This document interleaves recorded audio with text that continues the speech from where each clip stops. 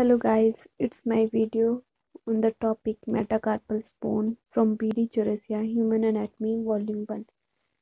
Metacarpal bone जो होती है वो हमारी जो कार्पल बोन होती है उसकी जो डिस्टल की कॉन्टिन्यूटी में जो बोन होती है उसे मेटाकार्पल बोन कहते हैं। ठीक है। Metacarpal bones are 5 miniature long bones which are numbered from lateral to medial end. और जो मेटाकार्पल बोन्स होती हैं वो 5 स्मॉल लॉन्ग बोन होती हैं जो कि नंबर्ड स्टार्ट होता है from lateral to medial, not medial to lateral. जो लेटरल साइड है वो हमारी रेडियल वाली साइड है और मीडियल साइड हमारी अल्ना वाली साइड है। ठीक है। Second, each bone has head place distally and shaft and the base at the proximal end. और सभी बोन में हमारे जो हेड है वो डिस्टली प्लेस है, शाफ्ट है और बेस जो है वो प्रॉक्सिमली प्लेस्ड है। The head is rounded. It has an articular surface which extend more anterior posterior than laterally। जो हेड है वो राउंडेड है और उसमें आर्टिकुलेटिंग सरफेस है और वो एक्सटेंड करता है anterior posterior as compare to later. It extend more on the palmar surface than on dorsal surface the head of the metacarpal bone from the knuckles. और एक्सटेंडेड एरिया होता है ना वो हमारा मोर पामर सरफेस पे ज़्यादा होता है as compare to dorsal surface. और जो हेड होते हैं, हेड मेटाकार्पल का हेड है वो हमारा नक्कल फॉर्म करता है। The shaft is concave on the palmar surface. Its dorsal surface bear a flat triangular area in its distal part। और जो शाफ्ट है वो कनकेव होती है पाल्मर सरफेस में और dorsal surface flat triangular area होता है डिस्टल पार्ट में। The base is irregularly expanded. और जो बेस होता है वो इरेगुलरली एक्सपेंड होता है। Third, the metacarpal bone can be distinguished from a metatarsal bone because of difference given in table 2.3। जो मेटाकार्पल है वो मेटाटार्सल से डिफरेंस होते हैं, उसके डिफरेंस टेबल 2.3 में दिए गए हैं। Difference between the metacarpal and metatarsals, table 2.3। Metacarpal और मेटाटार्सल, इसमें इनके डिफरेंस बताएं। First point, the head metacarpal, the head and shaft are prismoid. Head और शाफ्ट होते हैं वो हमारी प्रिज्मोइड मतलब प्रिज्म की शेप की तरह होते हैं। ठीक है। Head and shaft are flatted from side to side. और जो मेटाटार्सल है उसमें हेड और शाफ्ट जो होते हैं वो फ्लैट होते हैं, साइड टू साइड होते हैं। लेकिन है the shaft is uniform thick. और जो शाफ्ट होती है वो यूनिफॉर्म थिकनेस होती है उसकी ऊपर से नीचे तक लेके। और metatarsal the shaft taper distally. और जो मेटाटार्सल में जो शाफ्ट होती है वो डिस्टली टेपर होती है। Third, the dorsal surface of the shaft has elongated flat triangular area. और जो डोर्सल सरफेस होता है शाफ्ट का वहाँ फ्लैट ट्राइंगुलर एरिया होता है। The dorsal surface of shaft is uniformly convex. और इसमें मेटाटार्सल में जो डोर्सल सरफेस एरिया है शाफ्ट का वो यूनिफॉर्मली कन्वेक्स होता है। The base is irregular. जो मेटाकार्पल का बेस इरेगुलर होता है। और जो metatarsal base appear to be cut sharply and obliquely, जो है वो शार्पली होता है और ओब्लिक होता है। देन है characteristic of individual metacarpal bones. और इसमें जो है करेक्टरिस्टिक होते हैं इंडिविजुअल मेटाकार्पल बोन के। फर्स्ट है फर्स्ट मेटाकार्पल। फर्स्ट पॉइंट है it is a shortest and stoutest of all metacarpal bone. ये सबसे छोटी बोन होती है as compare to other metacarpal bones. The base is occupy by convex concave articulating surface for trapezium. और जो base होता है उसमें हमारा कन्वेक्स और कनकेव आर्टिकुलेटिंग सरफेस होता है फॉर ट्रेपीजियम के साथ। सी है the dorsal surface of shaft is uniformly convex. और जो डोर्सल सरफेस होता है शाफ्ट का यूनिफॉर्मली कन्वेक्स होता है। D, the head is less convex and broaded from side to side then the head of other metacarpal. जो head होता है वो कनकेव लेस होता है बट ब्रॉडर होता है from side to side as compare to other metacarpal head. The ulnar and radial corner of palmar surface show impression of sesamoid bone. और जो अल्नर और रेडियर कॉर्नर होता है पामर सरफेस का वहाँ पे इम्प्रेशन होता है सिस्मोइड बोन्स का के लिए। जो सिस्मोइड बोन होती है वो हमारी बहुत छोटी बोन होती है जो कि हमारी थंब की साइड साइड में अल्नर और रेडियल साइड पे प्रेजेंट होती है। E, the first metacarpal bone is rotate medially through 90 degree relative to the other metacarpals. जो फर्स्ट मेटाकार्पल बोन है वो रोटेट करती है मीडली थ्रू 90 डिग्री एंगल पर on the other metacarpals as compare to other metacarpal, क्योंकि other metacarpal की ऐसी Mead rotation नहीं हो पाती है 90 डिग्री पर। As a result of this rotation the movement of thumb take place at the right angle to those of other digit. जो हमारी थंब की जो मूवमेंट हो पाती है जो कि अदर डिजिट में नहीं हो पाती है। F, if it does not articulate with any other metacarpal bone, और ये किसी और अदर मेटाकार्पल के साथ आर्टिकुलेट नहीं करती है। Second, the base is groove from before backward and the middle age of the groove is largest, और जो बेस है वो ग्रूव्ड होता है बिफोर बैकवर्ड, और मिडल एज होती है वो ग्रूव्ड लार्ज होता है as compared to lateral. The base has styloid process projection up from the dorsolateral corner, और जो थर्ड में होता है उसमें क्या होता है, हमारी बेस स्टेरॉइड प्रोसेस प्रोजेक्शन होती है फ्रॉम डोर्सोलेटरल कॉर्नर से। फोर्थ है the base has two small oval facet on this lateral side for the third metacarpal and on its middle side it has a single elongated facet for fifth metacarpal, और जो fourth में जो इसका base होता है वहाँ पे दो छोटे ओवल फेसेड होते हैं लेटर साइड पे फॉर थर्ड मेटाकार्पल के लिए, और मिडिल साइड पे जो लार्जेस्ट फेसेट होता है वो फिफ्थ मेटाकार्पल के लिए होता है। Fifth, the base has elongated articular strip on its later side for fourth metacarpal bone and the middle side of the base is non-articulating and bear a tubercle। जो base होता है वो elongated होता है और वहाँ पे जो लेटर साइड पे आर्टिकुलर स्ट्रिप होती है वो फोर्थ मेटाकार्पल के लिए होती है, और मिडल साइड जो बेस होता है वो नॉन आर्टिकुलेटिंग होता है और वहाँ पे एक टुबरकल होता है। Then has side determination. The proximal distal palmar dorsal aspect of each metacarpal bone can be made out from what has been stated above। जो हमें proximal distal palmar dorsal aspect of metacarpal bone के है ना, वो हमने जो ऊपर पढ़ा उससे हम पता लगा सकते हैं। The lateral and medial side can be confirmed by following criteria। और जो lateral और medial है उसको हम confirm कर सकते हैं नेक्स्ट जो हम पढ़ेंगे following criteria। metacarpal, first, the anterior lateral surface is larger than the anterior medial। जो anterior lateral surface होता है वो larger होता है as compared to anterior medial।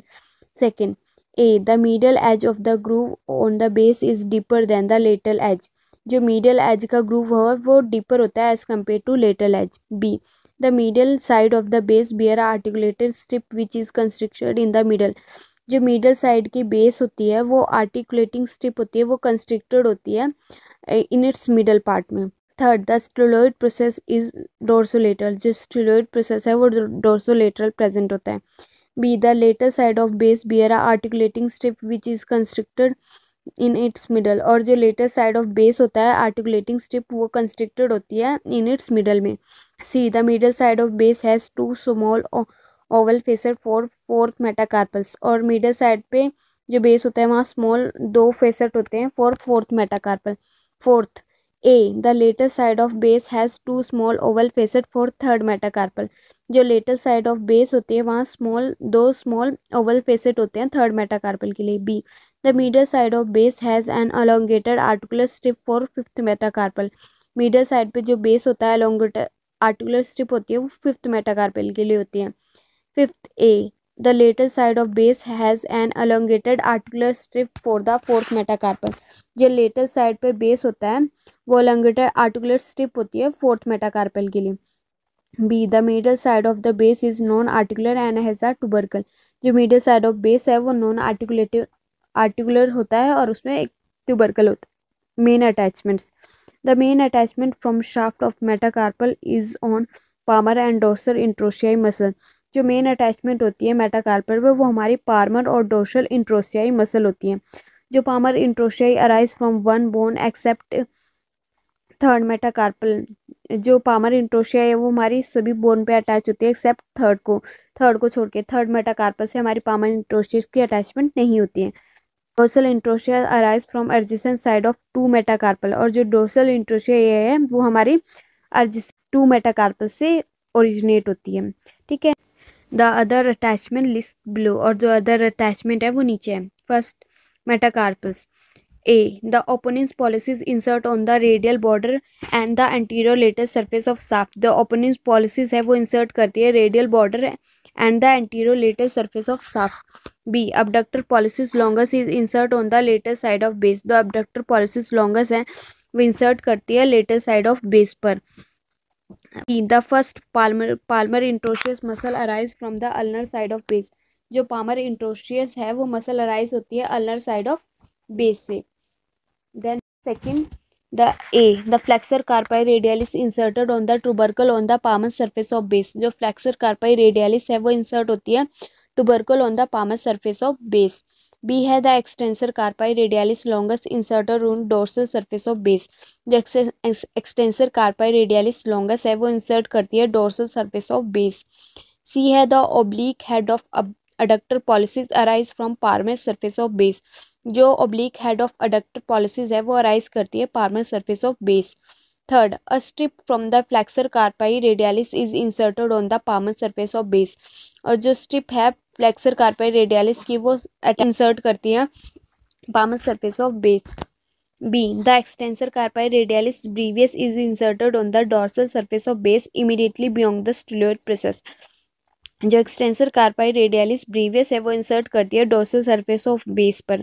ठीक है। C, the oblique head of adductor pollicis arise from palmar surface of base. जो oblique head of adductor pollicis है वो अराइज करता है पार्मस सरफेस ऑफ बेस।